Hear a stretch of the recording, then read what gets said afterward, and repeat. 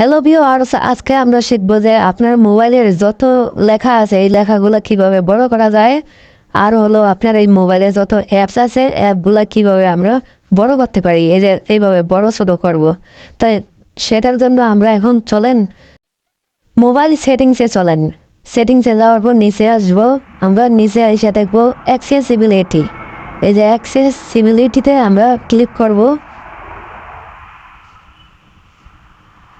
Click করার পর নিচে আসবো, আইসা তারপরে ডিসপ্লে সাইজ অ্যান্ড টেক্সট এখানে আমরা ক্লিক করব। এই যে ডিসপ্লে সাইজ অ্যান্ড টেক্সটে ক্লিক করব।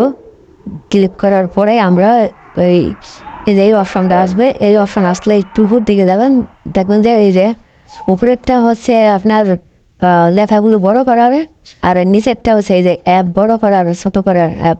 তা ভিউয়ার্স, আমার এই ভিডিওটা যদি ভালো লাগে অবশ্যই একটা লাইক দিবেন, শেয়ার করবেন।